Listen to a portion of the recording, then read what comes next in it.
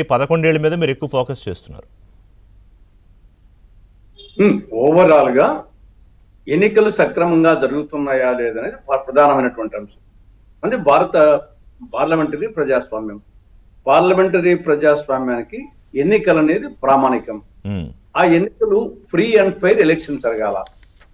ఇప్పుడు అవి జరుగుతున్నాయా లేదా అనే కోణంలో ఆలోచిస్తే ఎలక్షన్ కమిషన్ నియామకం కాడనే డౌట్ వస్తుంది.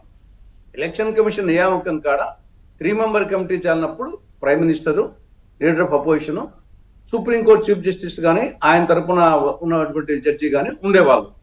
దాన్ని ఈ గవర్నమెంట్, మోడీ గవర్నమెంట్ సుప్రీంకోర్టు తీసేసి కేంద్ర క్యాబినెట్ మినిస్టర్ను పెట్టడంలోనే, అంటే అప్పుడు ప్రైమ్ మినిస్టర్, కేంద్ర మంత్రి ఒక పక్క, లీడర్ అపోజిషన్. కాబట్టి నియామకం కానే ఆ కమిటీ కానే అనుమానం వచ్చేట్టుగా చేశారనేది నెంబర్ 1. రెండవది ఎలక్షన్ కమిషన్ కు ఇమ్యూనిటీ ఇవ్వడం అనేది రెండో డౌట్. మూడవది ఫ్రీ అండ్ ఫెయిర్ ఎలక్షన్ జరగాలంటే ఓటర్ లిస్టు సక్రమంగా ఉండాలి. ఓటర్ లిస్టు సక్రమంగా ఉంటాయని మనం ఎవరు వచ్చేసి అర్హుల పేర్లు పోయి ఉంటాయి, అనర్హుల పేర్లు ఉంటాయి, దొంగ ఓట్లు ఉంటాయి, డబుల్ ఎంట్రీ, ట్రిపుల్ ఎంట్రీ. కాబట్టి మనకు ఓటర్ల జాబితా తప్పులు తరగ్గా ఉంది అనేది అది అందరికీ తెలిసిన విషయమే. తర్వాత డబ్బు పంపిణీ, ఓటర్లు ప్రతి ఎన్నికల్లో డబ్బు పంపిణీ అనేది అది 1000, 2000, 3000 అనేది, ఇది డబ్బు పంపిణీ అనేది ఇది ఇటీవల కాలంలో డామినెంట్ రోల్ ప్లే చేస్తా ఉంది. సైక్లింగ్, తర్వాత ఈ సీసీ ఫుటేజీ దాన్ని స్మాష్ చేయడము. కాబట్టి ఇవన్నీ చేసినప్పుడు ఇటువంటి పరిస్థితుల్లో, ఫర్ ఎగ్జాంపుల్ ఇప్పుడు ఈ ఎన్నికల్లో నేను కానీ, ప్రకాష్ రెడ్డి కానీ, పుల్లారావు అన్న కానీ కంటెస్ట్ చేసే పరిస్థితి ఉందా? ఇప్పుడు జనరల్ గా రాహుల్ అన్నాడా పక్కన పెడితే ప్రజెంట్ ఎలక్షన్ సిస్టమ్ లో నేను కానీ, ప్రకాష్ రెడ్డి గారు కానీ, డబ్బు లేని వాళ్ళము, పుల్లారావు అన్న కానీ కంటెస్ట్ చేసే పరిస్థితి ఉందా? కాబట్టి ఓవరాల్ గా మనం ఎంత ప్రపంచంలో పెద్ద ప్రజాస్వామ్య దేశం చెప్పుకున్నప్పటికీ, కొంతవరకు ఉన్నప్పటికీ, కానీ ఫుల్ ప్రూఫ్ ప్రజాస్వామ్యం కాదు. ఓటర్లు వచ్చేసి డబ్బు పంపిణీ అనేది, ఈరోజు డబ్బు లేనివాడు కంటెస్ట్ చేసే అవకాశమే లేదు. ఇంకా వచ్చేసి అది పార్టీ అయినా పెట్టాలా, క్యాండిడేట్ అయినా పెట్టుకోవాలా, ఆ పరిస్థితి వచ్చేసి ఇప్పుడు తులసిరెడ్డి గారు మీరు చెప్పిన హైలైట్ చేసిన అంశాలన్నీ కూడా సంస్థాగత వ్యవస్థాగత లోపాలు ప్రధానంగా. అంటే ఎంపిక దగ్గర నుంచి ఈ ఎలక్షన్ కండక్షన్ వరకు. సో దీన్ని ఎందుకు ఎంటాంగిల్ చేస్తున్నారు డైరెక్ట్ గా మోడీతో? ఇక్కడ కొన్ని ఎలక్షన్ కమిషన్ సంబంధించినట్టు ఉంటాయి, కొన్ని ఎలక్షన్ కమిషన్ నియామకం కానే చేసినట్టు ఉన్నాయి. కాబట్టి దానికి మోడీని అటాచ్ చేయాల్సి వస్తుంది. ఎలక్షన్ కమిషన్ ఓటర్ల జాబితా తయారు చేయాల్సింది ఎలక్షన్ కమిషనే, సక్రమంగా జరపాల్సింది ఎలక్షన్ కమిషనే, డబ్బు ప్రభావం లేకుండా ఇంకోటి.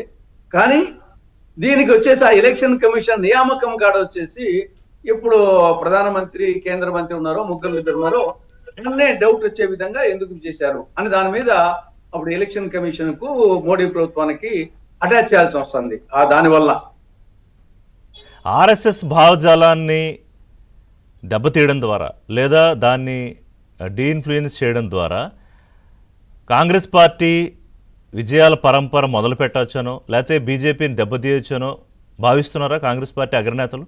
అందుకే ఆర్ఎస్ఎస్ని దేశం నుంచే తీసేయాలి, తరిమేయాలనే మాట ఎందుకు వచ్చింది? లేకపోతే అది బహుశా నేను అనుకోవడం వచ్చేసి ఆర్ఎస్ఎస్ కు హిందువులకు వచ్చేసి ఏమి పేటెంట్ కాదు, హిందువులకు ఆర్ఎస్ఎస్ పేటెంట్ కాదని నా అభిప్రాయం. ఎందుకంటే ఆర్ఎస్ఎస్ పుట్టింది ఎప్పుడు? 1925లో. కానీ ద హిందూ పేపర్, మనం చదివే హిందూ పేపర్ వచ్చేసి దాని పేరు ఇప్పటికీ ది హిందూ పేపర్ ఉంది. ఎప్పటికి ప్రారంభించింది? 1878లో సుబ్రహ్మణ్యం అయ్యారు. కానీ ఇప్పటికీ కొనసాగుతా ఉంది. అప్పటికి 1925కు 1878కి ఎంత గ్యాప్ ఉంది?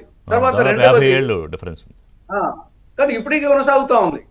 అదే విధంగా సారే జహాసే అచ్చా హిందుస్థాన్ హమారా, ఇది రాసింది ఎవరు? మహమ్మద్ ఇక్బాల్. ఎప్పుడు? 1904. ఆర్ఎస్ఎస్ పుట్టింది 1925.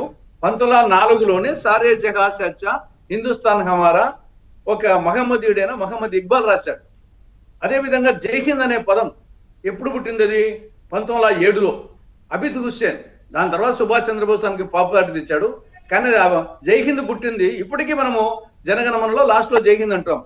ఇది 1907లోనే అబిద్ హుస్సేన్. తర్వాత ఇంకా మహాత్మా గాంధీ, ఆయన వచ్చేసి భగవద్గీత, ఆయన ఏఐసిసి అధ్యక్షుడిగా ఉన్నాడు. ఆయన కాంగ్రెస్ స్వాతంత్ర ఉద్యమానికి కాంగ్రెస్ నడిపించినటువంటి నాయకుడు.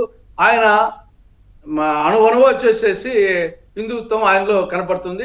చనిపోయేటప్పుడు హేరామ్ అన్నాడు. అవును. కాబట్టి అది ఏదో ఆర్ఎస్ఎస్ కు హిందూకు వచ్చేసి అది వాళ్ళ పేటెంట్ కాదని నా అభిప్రాయం. ఓకే, చిన్న బ్రేక్ తీసుకుంటా. పుల్లారావు గారు మీ దగ్గరికి వచ్చే ముందు ప్రకాష్ రెడ్డి గారు అంటే ఆల్రెడీ కాంగ్రెస్ చేసిన ఆరోపణలు ఇప్పుడు చాలా చక్కగా 4-5 ఎగ్జాంపుల్స్ ఏవైతే ప్రకాష్ రెడ్డి గారు చెప్పారో